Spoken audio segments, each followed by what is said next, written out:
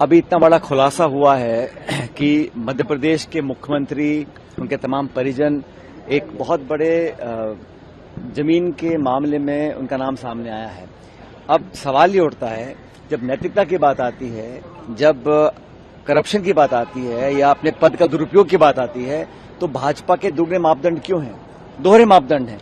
अभी तक कोई स्पष्टीकरण नहीं आया कि जो इतना बड़ा खुलासा किया है, जो अखबार में हमने देखा कल, उससे पूरे देश में चर्चा बन गई है कि जो पदों पर बैठेंगे और जो भाजपा बोलती थी, प्रधानमंत्री बोलते थे ना खाऊंगा ना खाने दूंगा, अब ठीक उसके उल्टा पद पर आसीन होने के बाद जो आरोप लगे हैं, अगर उसका स्पष्टीकरण आता है तो हम सुनने को तैयार हैं। लेकिन मुझे लगता है कि ये जो डबल स्पीक है, जो दोहरी लैंग्वेज है कि मापदंड अपने लिए कुछ और औरों के लिए कुछ और, ये मैं समझता हूं बड़ा गलत है। और पूरे प्रदेश और देश की जनता जानना चाहती है कि इसमें हकीकत क्या है।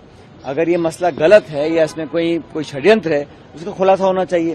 लेकिन जो तथ्यों के आधार पर प्रकाशित हुआ है, उसका मुझे लगता है कि पूरे देश में ये अब लोग समझ गए हैं कि भारतीय जनता पार्टी सिर्फ और सिर्फ एजेंसीज का दुरुपयोग कर कांग्रेस और विपक्ष के नेताओं को टारगेट करना चाहती है।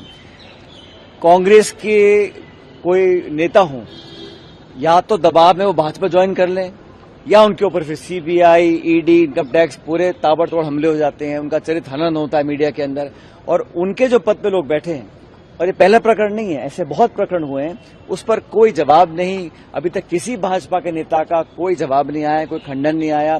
तो ये जो है, इस देश में जो हालात पैदा हो गए वो जनता के सामने हैं, और मुझे लगता है कि ये एक स्वस्थ परंपरा नहीं है। अगर पद पे कोई व्यक्ति बैठा है, शपथ ले रखी है संविधान की, तो उसके नियम कायदे के आधार पर उनको काम करना चाहिए। और इतना बड़ा अगर खुलासा हुआ है तो निश्चित रूप से जांच होनी चाहिए और पता पड़ना चाहिए कि इसमें कितना मिसयूज हुआ है, कहां गड़बड़ी पाई गई है। ये बड़ा प्रकरण है, मुझे लगता है इस पर जवाब भाजपा की तरफ से आना चाहिए। सर, राम मंदिर के डोनेशन को लेके भी सर गड़बड़ी की बात आ रही है, उस पर बीएचपी कह रही है कि एफआईआर होना चाहिए और प्रॉपर इन्वेस्टिगेशन होना चाहिए। अब ये अगर बीएचपी बोल रही है तो हम समझ सकते हैं। पहली बात, किसी भी धार्मिक संस्था, धार्मिक स्थान या धार्मिक मुद्दे पर अगर कोई व्यक्ति और या कोई और अन्य इस प्रकार की गड़बड़ी होती है तो बहुत दुखद है। और जो इतना प्राचीन और प्रसिद्ध धार्मिक स्थल है, उस पर अगर ऐसे आरोप लग रहे हैं, और ये कोई छोटा मोटा आरोप नहीं है, ये चौतरफा इस पर आरोप लगे हैं कि करोड़ों रुपए का इसमें गबन हुआ है, हेराफेरी की गई है, तो मैं समझता हूं इससे बड़ा कोई पाप नहीं हो सकता।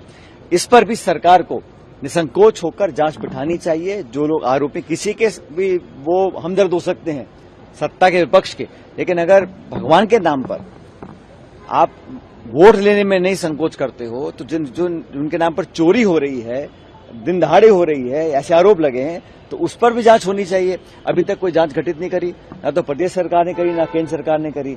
तो लगातार ऐसे मसले उठ रहे हैं। और जैसा मैं पहले कई बार कह चुका हूं, आज की जो भारतीय जनता पार्टी है, उसका एक ही फोकस है, एक ही एजेंडा है कि किसी प्रकार एक मैन्युफैक्चर्ड मैंडेट इस देश में लाया जाए।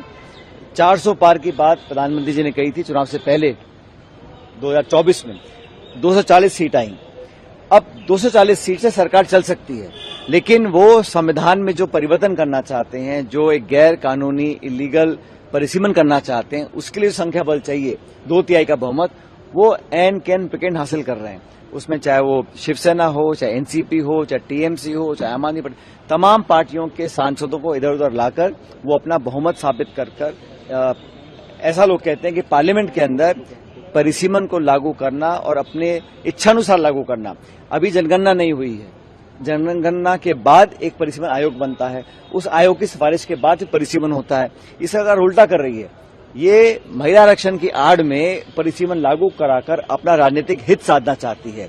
और ये पूरा देश जानता है कि जब आपके पास मैंडेट नहीं है, बहुमत नहीं है, किस जुगाड़ से और किस खुलेआम तरीके से, नाजायज तरीके से, गैर कानूनी तरीके से आप सांसदों को अपनी तरफ लेकर आ रहे हैं। पूरा देश इस बात को देख रहा है और बहुत दुख है, लेकिन विपक्ष इसका सामना करेगा, पूरी ताकत से करेगा। 6 दिन बीत चुके हैं प्रशिक्षण से।